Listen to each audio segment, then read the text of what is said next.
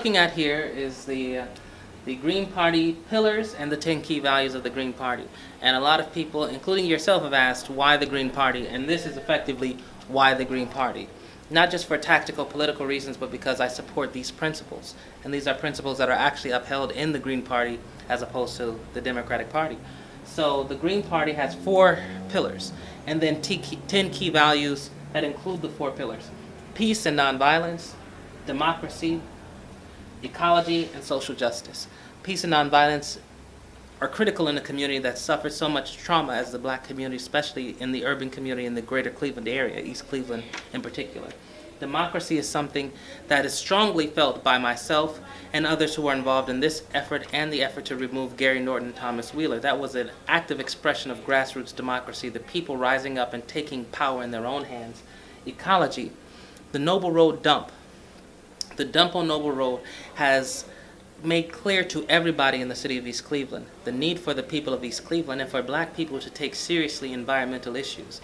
We have been the victims of environmental racism in East Cleveland, and we need to realize that environmentalism is not a white upper middle class, value.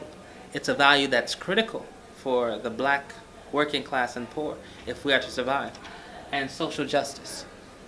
The Green Party is a party that stands strongly behind social justice movements and for issues that involve social justice, whether it be, standing against police brutality in support of the right of black people to live in their own communities without fear of police violence or political policing. The right of people to stay in their homes that they've been trying to pay for years, and not to be thrown out of their homes so that a bank that has been unable to keep up the properties that they currently have on the rolls can add another property that's going to end up abandoned and torn down in our community. So social justice really resonates with the people of East Cleveland. And then also you have decentralization. So the Green Party allows for people on the local level to make the determination about how to move forward in their locality because they know their own neighborhood best. They know their own community best. It's not a top-down party. It's a bottom-up party. Also, community-based economics. East Cleveland, more than any other city in this area, has suffered from economic depression. And the only way we are going to build our city up is to have a vision for economic development that's centered on improving the quality of life of the people who live here in East Cleveland. So this is very relevant. Feminism and gender equity.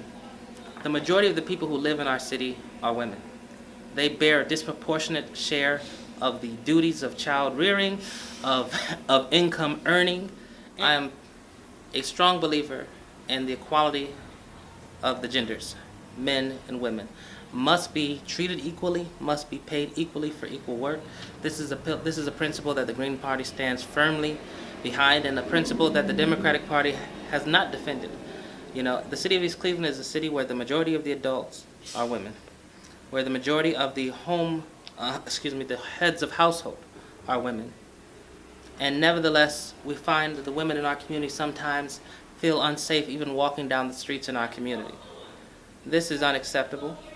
We have to work to ensure that the women in our community are given the full rights that they deserve, that they're protected in employment, that they're not discriminated against in terms of not being paid equally for the work that they do, and that recognizing the other duties that they have in the city of East Cleveland, the other responsibilities that they have, that we facilitate to the maximum extent possible their ability to carry out those duties and still serve our community. For instance, when I'm mayor of the city of East Cleveland, if let's say one of the employees has a child and that works in the office, and the child is not able to go to child care for a given day, that employee is not going to be reprimanded. We'll let the employee bring the child with them to work.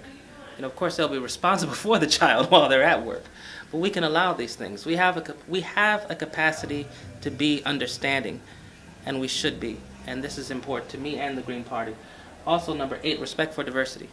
We have a 95% black community, but it's not a monolithic community. We have people who are different, who have different religions, different sexual orientations, all sorts of differences. And we will respect those differences in our community. And we also have people who, of course, are not black in our community. And they are welcome in our community, and they'll be respected.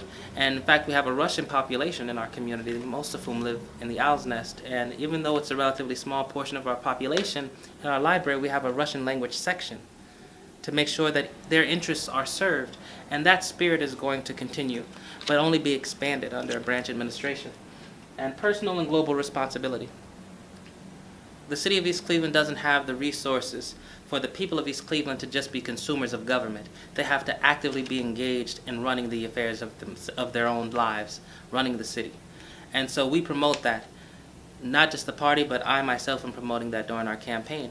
And they're doing it, though, not just to take care of their own areas. We're also going to be promoting a broader sense of responsibility to the community at large, and that's going to be done through a program that we're calling East Cleveland Volunteers, where we will take people who live in the city and people who may not live in East Cleveland and let them know that we have these issues that we need to address, that we don't have the capacity to just pay people to do.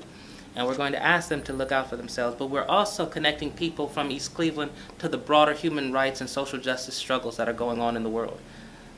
Just because you live in East Cleveland doesn't mean that you can't be informed about and take action in support of actions that are going on in places like Jackson, Mississippi, or places like Charlottesville, when you have, white nationalists threatening the lives of people, and when you have a battle in the South over the statutes concerning the Confederacy. As a 95% black community, social justice issues affect us. So, and then future focus and sustainability. That's critical. That is critical. The city of East Cleveland has failed to address any sort of comprehensive planning about the future. Under my administration, we are going to build an African American arts and cultural district in the city of East Cleveland. And not just that, we want to address the housing crisis by taking some of the housing stock that we have, some of which is in our land bank, and where we have properties that are capable of being rehabilitated, we want to rehabilitate those properties, and we want to sell them to people through a CDC, a Community Development Corporation, at cost, so that we don't have a situation like we had before the crisis, the real estate crisis, where you rehab houses and then you sell them at such a price that the people who buy them are going to have challenges being able to afford them. If we renovate properties and sell them to people at cost and we remove the profit motive from the equation, then those people will have lower mortgages.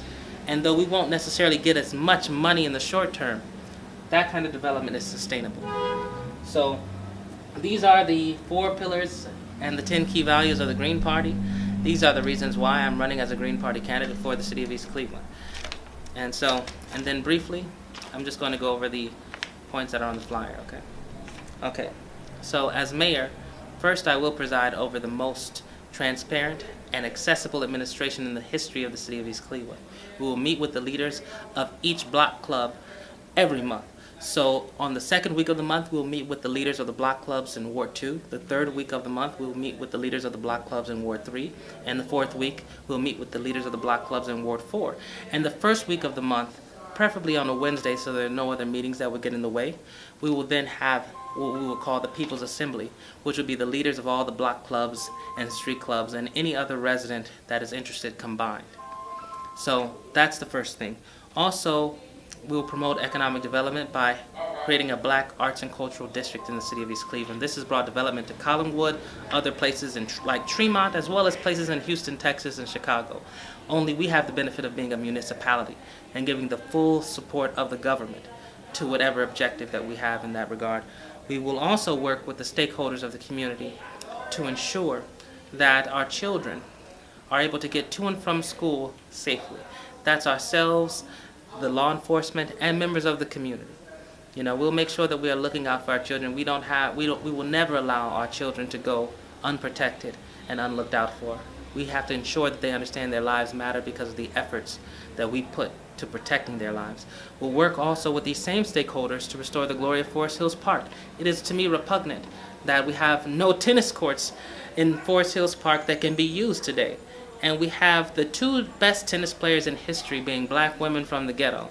And in our 95% black community, the young girls in our community and young boys in our community and adults cannot even play tennis. Not only should we have those courts restored, we should have tennis teams in the schools. And the absence of these things is actually denying opportunity to our children. And we will also, organize our community volunteers to ensure also that things like the Noble Road dump never happen again. Though these are things that we're going to do at the leadership level. We want to make sure that the community has a level of organization and the level of sophistication that the next time someone comes with this kind of an idea, they're already capable of mobilizing. They don't have to wait for 1 year to try to organize themselves to be able to mobilize. They'll be ready to mobilize at a moment's notice. So these are the things that we stand for, so yeah, and so that's good enough. I think you'll be able to take.